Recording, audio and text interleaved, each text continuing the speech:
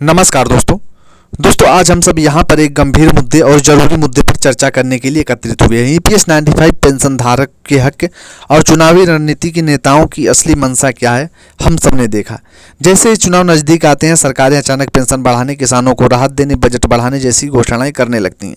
लेकिन जब चुनाव खत्म हो जाता है तो वही सरकारें, वही नेता हमारे मुद्दों को भूल जाते हैं। आज मैं आपके सामने यही सवाल उठाने चाहता हूं कि आखिर कब तक हमारे साथ ये छलावा चलता रहेगा, कब तक हमारे बुजुर्ग पेंशन धारकों को ईपीएस 95 के साथ अन्याय होता रहेगा।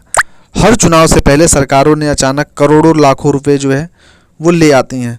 पेंशन में बढ़ोतरी की घोषणा होती है, सब्सिडी दी जाती है, गरीबों के नाम पर योजनाएं बनती हैं। लेकिन सोचिए, क्या ये साल भर कहाँ थे? ये जो 4 साल 4.5 साल थे, ये लोग उस समय कहाँ थे? क्या हमारे बुजुर्गों को, हमारे पेंशन धारकों को, हमारे ईपीएस 95 के साथियों को सिर्फ चुनावी में एक वक्त ही लोग याद आते हैं? क्या पेंशन बढ़ाना सिर्फ एक चुनावी जुमला है? क्या जनता का भी भलाई के लिए, वोट के लिए होता है? ईपीएस 95 पेंशन धारकों की हालत देखिए। आज भी 1000 रुपये की न्यूनतम पेंशन मिल रही है। 2014 से लेकर के आज तक सरकारें बदल गई, मंत्री बदल गए, लेकिन हमारी पेंशन जस की तस बनी हुई है। हमने कितनी बार दिल्ली में प्रदर्शन किया, कितनी बार श्रम मंत्री, वित्त मंत्री और दोस्तों इन लोगों को जो है ज्ञापन सौंपा। हमने क्या गलती की है? क्या हमने इस देश की सेवा नहीं की? क्या हमारा बुढ़ापा, हमारी मेहनत, हमारे सपने सब बेकार हैं? आज महंगाई कितनी बढ़ गई है, राशन, दवा, बिजली, किराया सब कुछ महंगा हो गया है। लेकिन ईपीएस 95 पेंशन धारकों की पेंशन 1000 रुपये से 2000 रुपये तरफ नहीं गई। आपने देखा होगा कि दूसरी तरफ चुनाव आते ही 400 से लेकर के 1100 रुपये पेंशन कर दी जाती है। किसानों को बोनस दिया जाता है, बजट में भारी बढ़ोतरी होती है, घोषणाएं की जाती हैं।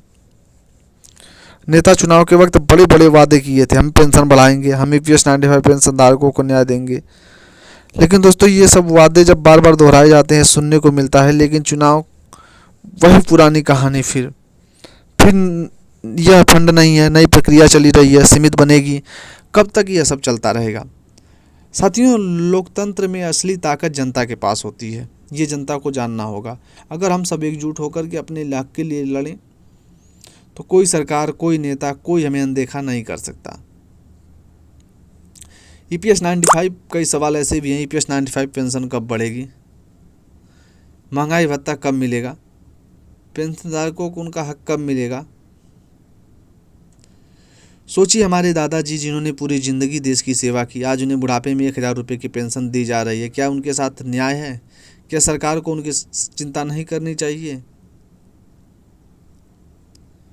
क्या सरकार को उनकी चिंता करनी चाहिए या नहीं? दोस्तों, ये आप लोग कमेंट से ज़रूर बताइए। अगर आज हम चुप रहें तो कल हमारे बच्चों के साथ भी यही होगा, क्योंकि ईपीएस 95 पेंशनर्स जो लड़ाई लड़ रहे हैं वो अपने लिए लड़ रहे हैं, समाज के लिए लड़ रहे हैं। ये लड़ाई समाज की लड़ाई है, तो इसलिए हर किसी को इसमें सहयोग करना होगा, हर किसी को जो है साथ आकर के इस रणनीति को आगे बढ़ाना होगा। ईपीएस 95 पेंशन को लेकर आप लोगों को मैंने जैसे ही अपडेट आता गया वैसे बताता गया।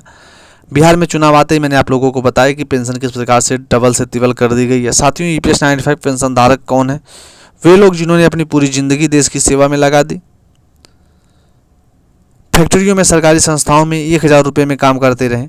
महंगाई आसमान छूती जा रही है, दूध, दवा सब मजली महंगा हो गया है। इलाज, पोषण तत्व, देखभाल करने के लिए बिल्कुल जो है उनके पास फंड नहीं है। सरकार हर बार वादा करती है कि ईपीएस 95 पेंशन धारकों के पेंशन बढ़ाएंगे, महंगाई भत्ता देंगे, पुरानी पेंशन बहाल करेंगे। लेकिन हकीकत क्या है? हर बार सिर्फ कमेटी बनती है, रिपोर्ट आता है, आश्वासन होता है। ईपीएफओ की आड़ में, कभी बजट की आड़ में, कभी चुनाव के आड़ में हमने अपने अधिकारों और उनके आत्मसम्मान और उनके जनक की आखिरी सहारा यही पेंशन है। आज ईपीएस 95 पेंशनरों का आक्रोश चरम पर है। हमने